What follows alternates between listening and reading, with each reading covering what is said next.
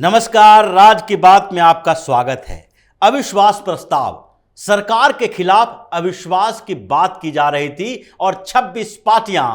जो एक गठबंधन में आई है, इन लोगों ने सोचा कि अविश्वास प्रस्ताव के माध्यम से लोगों के बीच प्रधानमंत्री नरेंद्र मोदी के बारे में ऐसे अफवाह फैलाएंगे जिससे उनकी छवि खराब होगी। लोगों के दिमाग में बैठ जाएगा कि भारतीय जनता पार्टी, प्रधानमंत्री नरेंद्र मोदी की जो सरकार है वो देश के लिए काम नहीं कर रही है। लेकिन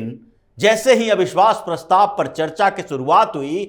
एक एक चर्चा के बाद एक एक सांसदों की बात सुनते सुनते ऐसा परसेप्शन बनना शुरू हुआ कि पॉलिटिकल परसेप्शन बदलते बदलते प्रधानमंत्री नरेंद्र मोदी ने 400 प्लस सीटों के इंतजाम कर दिए। यानी कि पॉलिटिक्स और परसेप्शन में जो अन्योन्याश्रय संबंध है वो अविश्वास प्रस्ताव पर चर्चा के दौरान देखी गई। 26 पार्टियों का गठबंधन और दूसरे तरफ जैसे ही अविश्वास प्रस्ताव पर चर्चा की शुरुआत हुई, प्रधानमंत्री नरेंद्र मोदी भारतीय जनता पार्टी संसदीय दल की बैठक में शामिल हुए। उन्होंने एक शब्द कहा और वो शब्द था कि अविश्वास प्रस्ताव का मतलब क्या है। उन्होंने साफ कर दिया कि अविश्वास सरकार के लिए नहीं है, बल्कि ये 26 पार्टियों के बीच जो अविश्वास पनप रहा है उसके लिए दिखाना है कि अविश्वास इन लोगों के बीच है या फिर ये एकजुट होकर सरकार को और भारतीय जनता पार्टी को चुनौती दे सकते हैं। इन लोगों के अविश्वास का ही सवाल है, सरकार पर अविश्वास लोगों का नहीं है। लोग तो सरकार के साथ खड़े हैं और जब 26 पार्टियों का ये घमंड इंडिया जो है वो घमंड इंडिया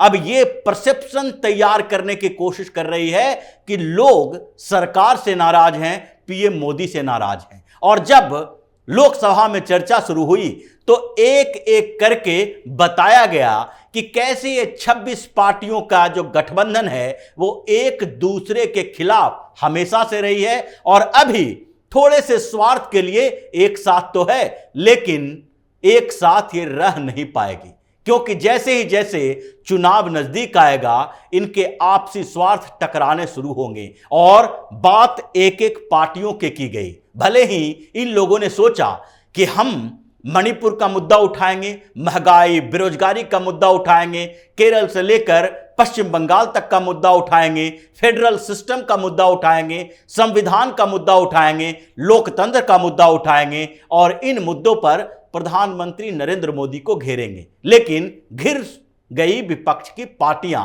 क्योंकि जब बात की शुरुआत हुई तो उसके बाद एक एक करके पार्टियों का जिक्र किया गया। पश्चिम बंगाल से शुरुआत की गई कि पश्चिम बंगाल में आज टीएमसी, कम्युनिस्ट पार्टी और कांग्रेस पार्टी एक प्लेटफॉर्म पे है। लेकिन जहां तक टीएमसी का सवाल है, टीएमसी प्रमुख ममता बनर्जी को कुर्सी तक पहुंचाने में भारतीय जनता पार्टी का योगदान है। यह नंदीग्राम का आंदोलन को याद कीजिए, जब भारतीय जनता पार्टी ने सहयोग दिया था टीएमसी को, उस समय वो एनडीए का हिस्सा थी और तत्कालीन भारतीय जनता पार्टी के अध्यक्ष राजनाथ सिंह ने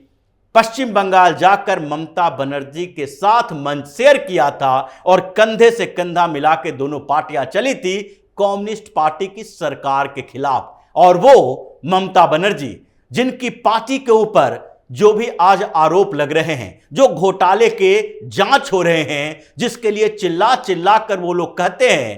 कि ये ममता बनर्जी के खिलाफ भारतीय जनता पार्टी की सरकार, पीएम मोदी और अमित शाह बदले की भावना से कार्रवाई कर रहे हैं ईडी और सीबीआई के माध्यम से। लेकिन ये बात की चर्चा में बताया गया कि ममता बनर्जी खुद के अंदर देखें, ये नारदा, ये शारदा, ये सारे घोटाले जो हैं उसका केस रजिस्टर्ड कब हुआ था? जब यूपीए की सरकार थी। ये भारतीय जनता पार्टी की सरकार के समय इनके ऊपर भ्रष्टाचार के सारे आरोप नहीं लगे, बल्कि ये बदनाम करने की कोशिश तो कांग्रेस की सरकार के समय हुआ था। और वही दोनों अभी एक प्लेटफॉर्म पे हैं, जबकि पश्चिम बंगाल में जाकर देखें तो वहां पर दोनों पार्टियां एक दूसरे के खिलाफ लड़ रही है। वहां पर की एक और पार्टी है वो है कम्युनिस्ट पार्टी। जब कम्युनिस्ट पार्टी ने आरोप लगाया कि स्वतंत्रता आंदोलन में तो भारतीय जनता पार्टी की कोई भूमिका नहीं थी, इस पर भी एक करारा जवाब दिया गया कि सबसे पहली बात तो यही है कि भारतीय जनता पार्टी जो भारतीय जनसंघ थी उसका गठन ही 1950 में हुआ, तो 1947 से पहले स्वतंत्रता आंदोलन में इस पार्टी की भूमिका की क्या बात हो सकती है। लेकिन सबसे बड़ी बात तो यही है कि जब आप पार्टी की बात करते हैं तो हमारे जितने फाउंडर मेंबर थे, चाहे डॉक्टर श्यामा प्रसाद मुखर्जी की बात कर लें जिन्होंने आजादी के आंदोलन में महत्वपूर्ण भूमिका निभाई, और आज अगर जम्मू कश्मीर भारत का अभिन्न अंग है तो उसमें डॉक्टर श्यामा प्रसाद मुखर्जी की अहम भूमिका है। यही नहीं, पश्चिम बंगाल को लेकर भी कहा कि अगर ममता बनर्जी या कांग्रेस पार्टी के नेता इस बात को नहीं मानते तो उन्हें इतिहास पढ़ना चाहिए कि अगर पश्चिम बंगाल अभी भारत के साथ है तो इसमें भी डॉक्टर श्यामा प्रसाद मुखर्जी की सबसे अहम भूमिका है। और ये और परसेप्शन बदला कि कैसे ये पार्टियां मिलजुल कर इस बात के लिए भारतीय जनता पार्टी को बदनाम करती रही है कि स्वतंत्रता आंदोलन में इनकी भूमिका नहीं है, और कम्युनिस्ट पार्टी ये आरोप लगाती है, देशभक्ति की बात करती है, तो इस पर भी कम्युनिस्ट पार्टी को आईना दिखाया गया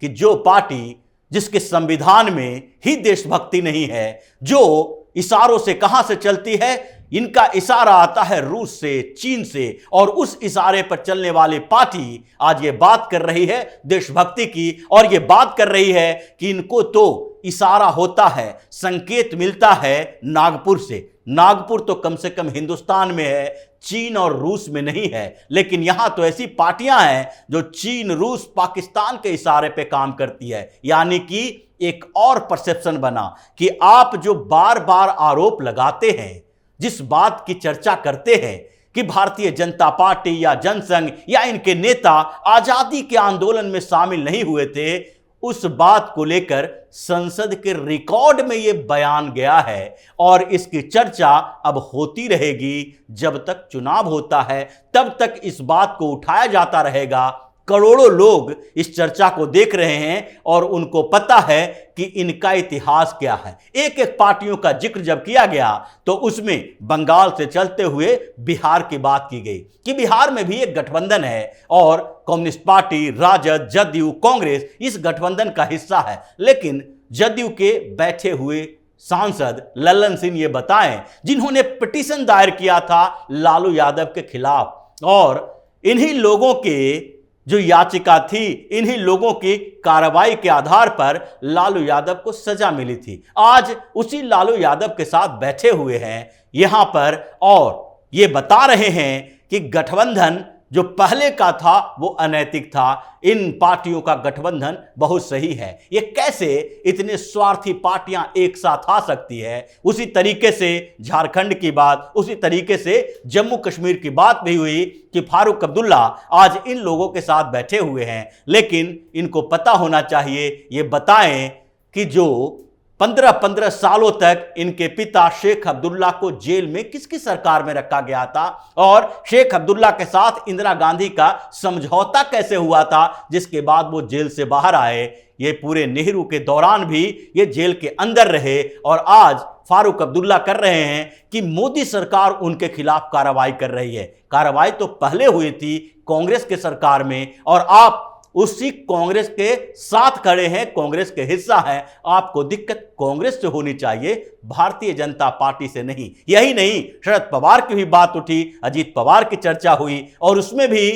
एक एक आंकड़ों के साथ बताया गया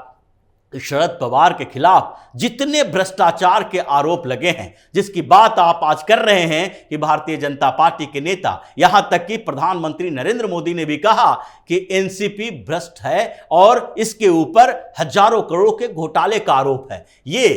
प्रधानमंत्री नरेंद्र मोदी का किया धरा नहीं है, बल्कि कांग्रेस की ही सरकार थी, और कांग्रेस की सरकार में ही सिंचाई घोटाला सामने आया था। शरद पवार के ऊपर 70,000 करोड़ के घोटाले का आरोप लगा था। ये उसी समय की बात है जब कांग्रेस की सरकार थी, केंद्र में भी, राज्य में भी, और इसमें जो बदनाम किया गया शरद पवार को, एक बार नहीं कई बार, जो उनके मुख्यमंत्री से हटाया गया, उस समय भी कांग्रेस की सरकार थी, कांग्रेस ने उन्हें बदनाम करने की कोशिश की। हम तो उन बातों का जिक्र करके लोगों के मेमोरी को ताजा कर रहे हैं। जो तरीके संसद में अविश्वास प्रस्ताव पर चर्चा के दौरान हुए, जो विपक्ष ये सोच रहा था कि ये सारी पार्टियां मिलकर एक ऐसे संसद में माहौल तैयार कर देंगे जो हिंदुस्तान के करोड़ों लोग जो देखेंगे, उसमें उन लोगों के दिमाग पर इस बात का प्रभाव पड़ेगा कि प्रधानमंत्री नरेंद्र मोदी को बदनाम किया जा सकता है, और उनके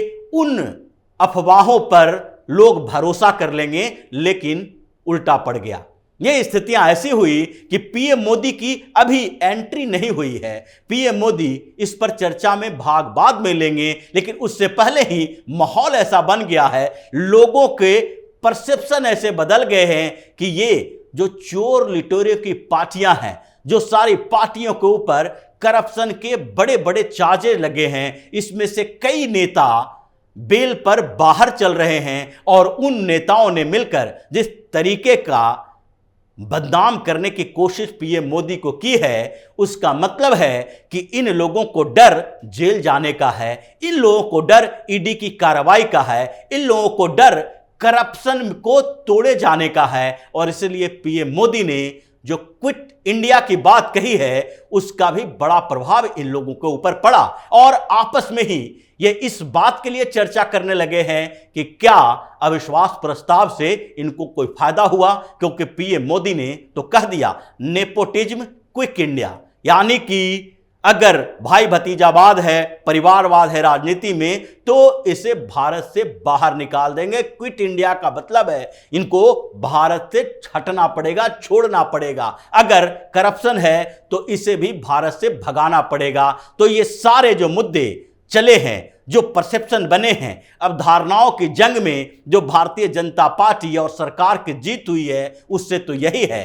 कि अब जो आगे 2024 में चुनाव की तैयारी चल रही है, विपक्षी पार्टियों ने गठबंधन बनाया है, लेकिन इस गठबंधन के बावजूद ये चुनाव अविश्वास प्रस्ताव पर चर्चा के दौरान ही हार गए। इनके पास अब कोई मुद्दा नहीं है, ये पता चल गया संसद के अंदर चर्चा के दौरान कि अब इन्होंने सरेंडर कर दिया है। और जिस तरीके से परिस्थितियां बदली, व्यवस्थाएं बदली, और भारतीय जनता पार्टी,